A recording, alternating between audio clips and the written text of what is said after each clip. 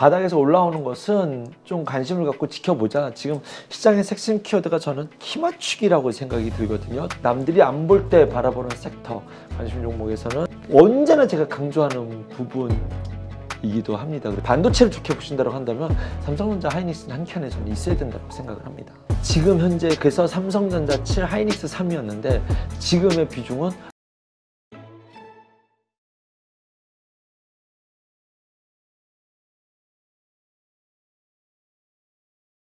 자, 지금 이번 주 뭐 네. FOMC 회의가 이번 주에 있는 거죠? 네네. 근데 사실 FOMC 회의는 금리 동결로 대부분 예상을 하고 그 다음에 있게 될 그 파월의 발언 여기에서 이제 매파가 나오겠죠? 이제까지처럼 하여튼 그거에 따라서 또 산타랠리가 올 것이냐 말 것이냐 결정이 될 것 같은데 어떻게 보세요? 산타랠리는 이미 반영이 됐다라고 생각을 이미 하셔야 왔다? 돼요. 네, 이미 왔고요.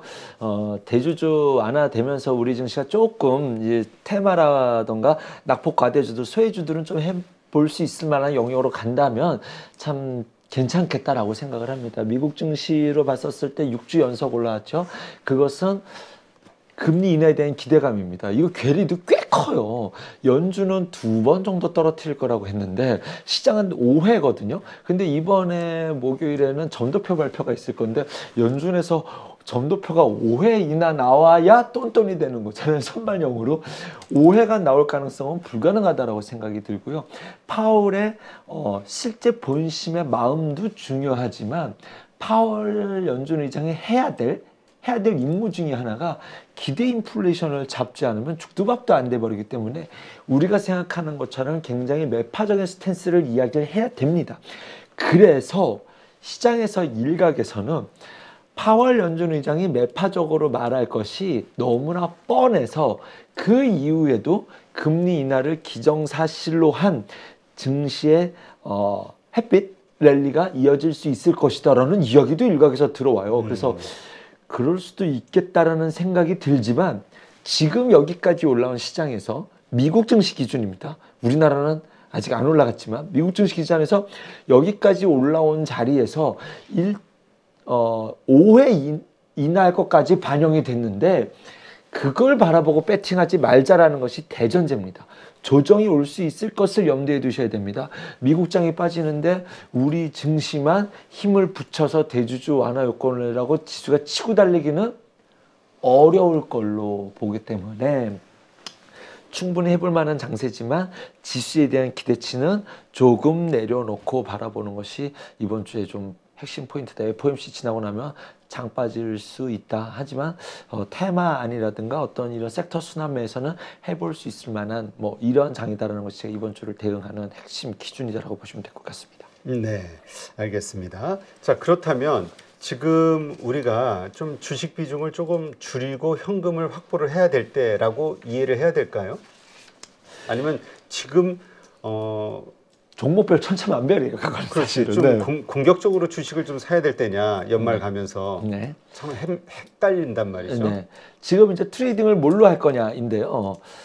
일단은 이익이 난 거는 좀 챙겨보자. 그 다음에 바닥에서 올라오는 것은 좀 관심을 갖고 지켜보자. 지금 시장의 핵심 키워드가 저는 키맞추기라고 생각이 들거든요. 철저하게 소외되었었던 종목들, 뭐 공매도 안 되니까 연기금에서 달라고 한다고 하면은 일단은 대주했던 걸 빌렸던 것을 갚아야 되니까. 그렇다고 해서 이 자리, 이 시장 분위기에서 지수의 색깔이, 시장의 색깔이 내년에는 바뀔 수도 있잖아요. 연초에는 늘 바뀌거든요. 그것에 대해서도 뭐 다양한 의견들이 나올 수 있어요. 지금 중국이 지금 거의 생사의 갈림길에 있지 않습니까? 오늘 중국 증시가 반등을 주었기 때문에 우리 증시가 반등을 준 부분도 저는 꽤 크다라고 생각이 들어요. 진짜 네. 그 장중에는 그 중국 항생부터 해가지고 막 급락하고 있었거든요. 그러니까 홍콩은 박살나고 있고 홍콩은 별도예요. 근데 중국 증시는 상해랑 이제 이쪽은 반등을 확 줬잖아요. 그래서 아유 이거 다행이다. 그리고 시장이 워낙 안 좋았기 때문에 중국이 뭐라도 해야 되는 상황이었거든요. 그렇게 되면 내년 초에 예전에 두산마켓이 꼭 1분기에 줬었어요. 늘 그랬었는데 이번에도 그럴까 한번 예의를 주시하고 있는데 그것은 이제 별개 문제고 어쨌든 다양한 색깔이 바뀔 수 있을 가능성을 염두에 둬야 되기 때문에 바닥권에 있는 종목들 안에서는 여전히 좀 관심을 갖고 지켜봐야 된다. 그러한 것들이 대표적인 게 첫 번째는 셀트리온인데 이제는 올라가고 뭐 그전엔 GS건설 한번 말씀드렸는데 그것도 이제는 뭐 한 번은 해 먹었다라는 생각이 들고 뭐 이 분위기에서는 네이버 카카오도 저는 이거 공매도 상당히 했을 겁니다. 그러니까 예전에 이런 생각이 들어요. K 뉴딜 지수라고 만든 거 있어요. 맞아, 뉴딜. 그것이 어떻게 됐냐면 이거 되게 음모론자 같이 얘기를 말하는 것 같아서 딱 어울리는데. 네, 음모론자 같이 얘기할 것 같은데 필드에 있는 사람으로서 이 정도 의심도 안 하면 안 된다라고 생각하기 때문에 제가 갖고 있는 의심을 말씀드릴게요. 기관들이 이렇게 수익이 난 것을 어떤 지수가 생기면 지수는 패시브 자금으로 무조건 사야 되잖아요.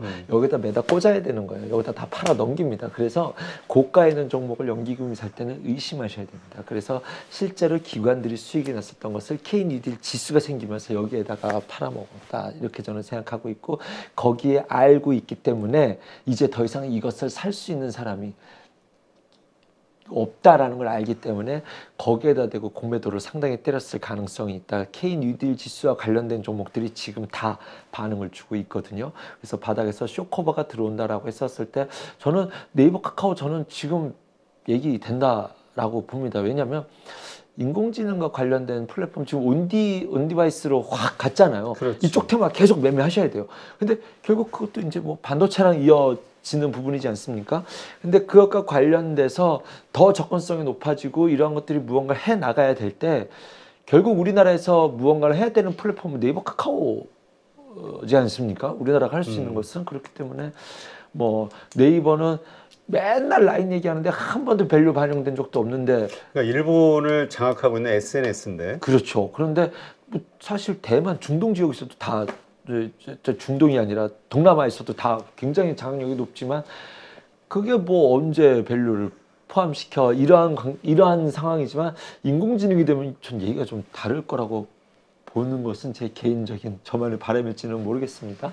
하지만 지금 이 자리에서 이러한 컨셉이 맞았던 것이 다 그 게임주들이 올라오는 것도 그렇고 메타버스 관련주들이 뉴딜이었거든요. 그러면 제 기준에서 이쪽 관련된 주들이 지금은 비트코인과 관련된 코인과 관련돼서 이제 움직였는데 저는 그러면 마지막으로 남은 것은 네이버 카카오는 이 자리에서는 좀 해볼 만한 자리에 있지 않나는 생각이 듭니다. 아직은. 네. 알겠습니다. 근데 아마 많은 분들이 네이버 카카오에 대해서 질려가지고 관심 없어요. 지금. 관심 네. 없을 거예요. 그래서 제가 말할 수 있는 흔하지, 네. 그러니까 좀 뭐라 그럴까, 좀 신선하지가 않아. 맞아요.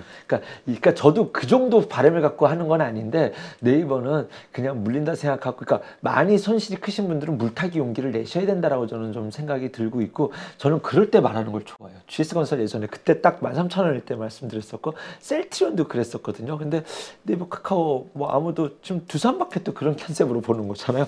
두산마켓도 지금 물타기 할 만한 자리라고 봐요. 물타기 개념은 아니지만 두산마켓뿐만이 아니라 그러니까 저는 그러니까 지금 용기를 내서 사야 될 종목들. 네, 그러니까 용기를 그러니까 적극적으로 사는 것이 아니라 이렇게 빠질 때. 이렇게 좀 눈을 뜨고 봐야 돼요. 왜냐면 아니 그럼 보려면 눈은 떠 있어야지. 그렇죠. 눈을 뜨고 관심 말도 안 되는 소리야.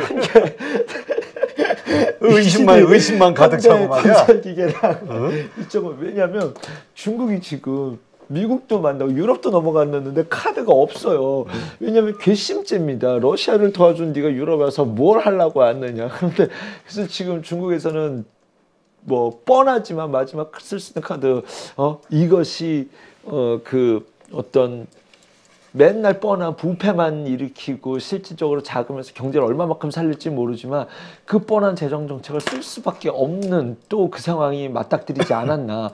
그래서 트럼프는 트럼프 죄송합니다. 시진핑 행정부는 아마 트럼프 대통령이 되기를 또 원하지 않을까라는 생각도 드는데 지금 중국 입장에서는 대규모 부양책이 나올 수밖에 없다.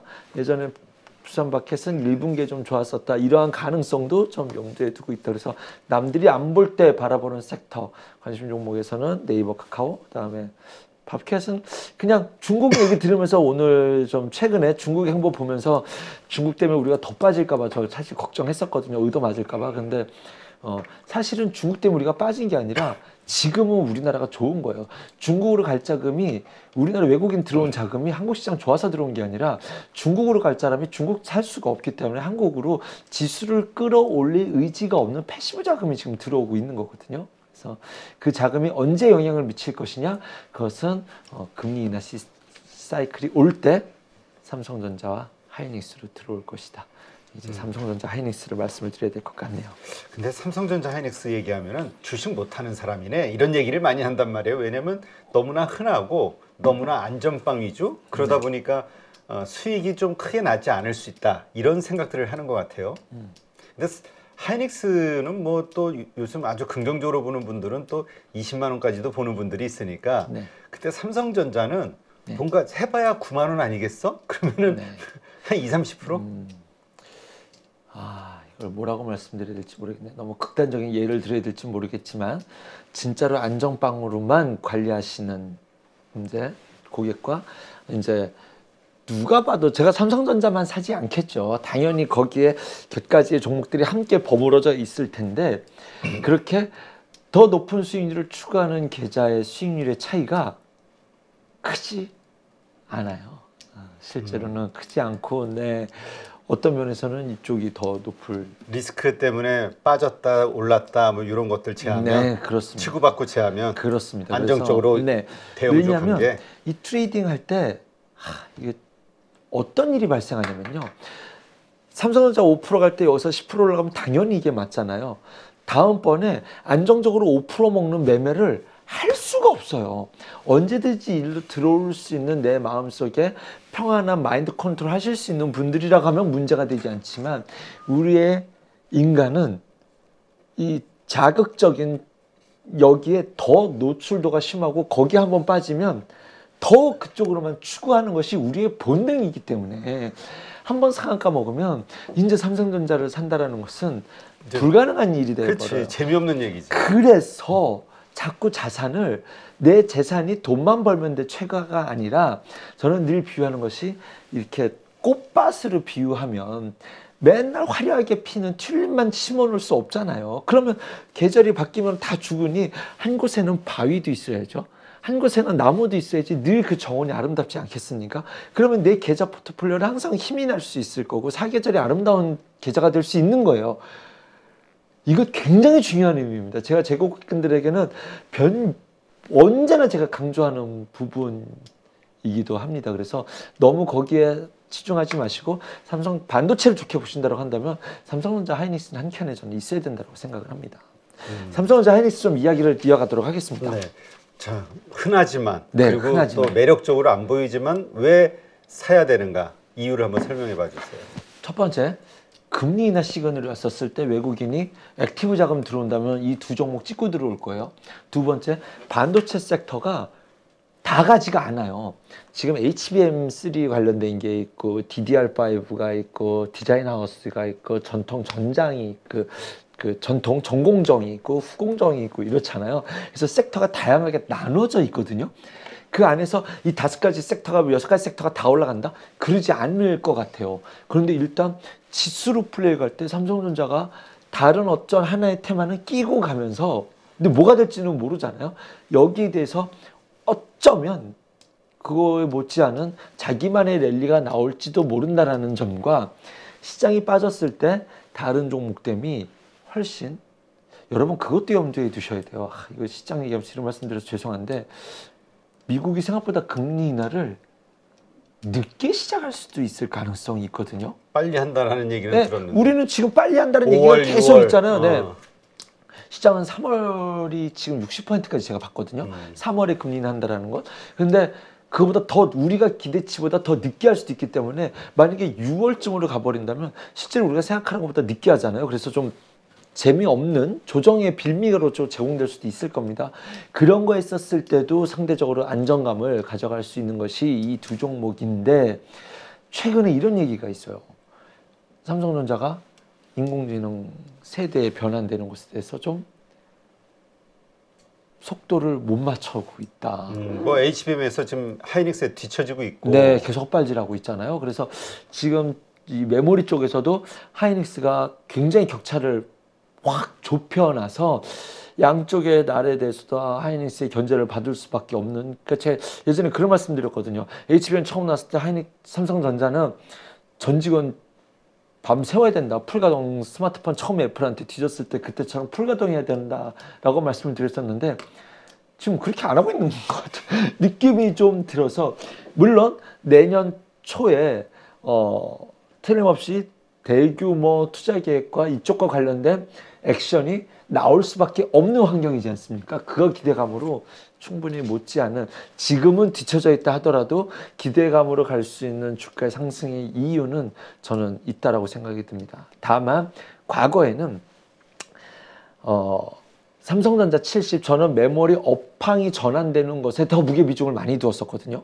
그런데 지금 현재 그래서 삼성전자 7 하이닉스 3이었는데 지금의 비중은 5대5로 가져가 볼 필요가 있지 않을까 생각이 들어서 하이닉스도 전혀 꿀리지 않는 상황이었다. 지금 여기에 대해서 정말로 하이닉스의 색깔이 정말 많이 바뀌었다. 지금 여기서 삼성전자가 뒤처지면 뒤처질수록 지금 현재에서 어쨌든 생존이 엔비디아, TSMC, 하이닉스 이 굴레잖아요.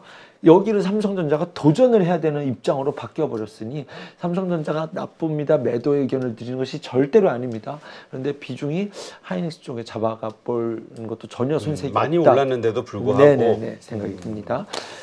그러면 이제 요 관련된 중소형단주도 같이 가야 된다며 라고 제가 말씀을 드렸으니 그것과 관련된 특징주가 오늘 있었어요. 아, 어떤 고영입니다. 고영. 고영? 고영은 어떤 연관이 그 있죠? 반도체 3D 테스트 장비인데 이 반도체 테스트 장비 업체들이 아예 못 갔었어요 그동안. 근데 지금 오늘 고영이라는 종목이 리포트가 19% 나왔습니다. 올랐네. 네, 비메모리 그 온 디바이스는 AI 인공지능과 관련됐었을 때 반도체 검사 장비가 충분히 여기에서 두각을 나타낼 수 있다. 저 맞는 말이라고 생각이 들고 당연할 수밖에 없습니다. 그럼 그동안 왜 빠졌는데 전반 기업들이 캐펙스 투자를 일단은 줄였잖아요. 그래서 증설에 대한 부분이 없었는데 지금은 앞다퉈서 투자를 해야 되잖아요.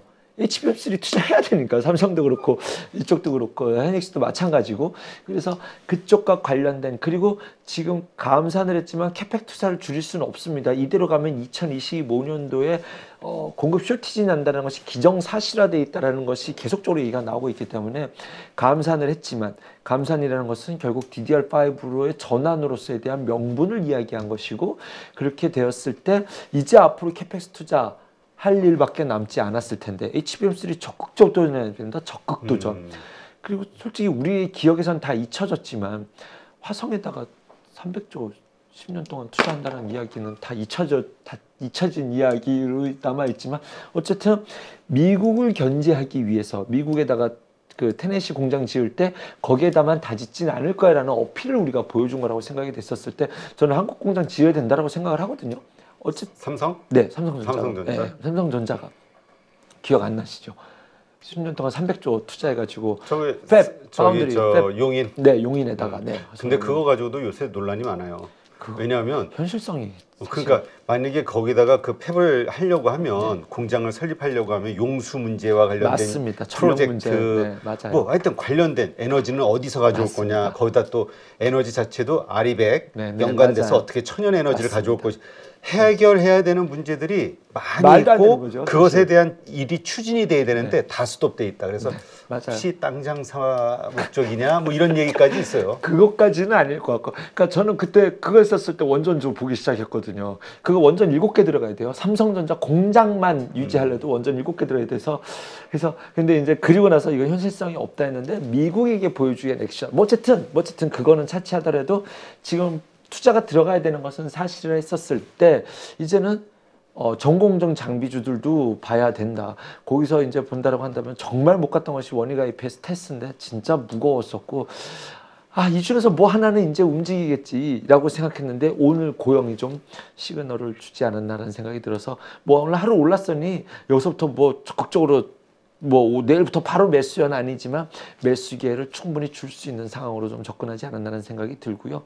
삼성전자가 HBM3에 대해서 조금 뒤처지긴 했습니다만 어쨌든 파운드리 비메모리에 대해서 생사가 달려있는 문제예요. 메모리로서는 이제는 예전에 반딧불 장세 있었을 때 반도체와 디스플레이가 함께 막 2016년도인가요? 막 랠리를 졌었어요. 근데 디스플레이는 성장 산업이 아니에요. 그래서 이제 이렇게 되지 않습니까? 거기에 중국의 이제 막대한 공급관, 그거는 기술력이 중요한 것이 아니라 막 지원해서 가격으로 죽일 수 있었던 섹터잖아요. 반도체는 그게 안 됩니다. 그런데 이제 메모리가 약간 좀 그런 느낌이 있어요.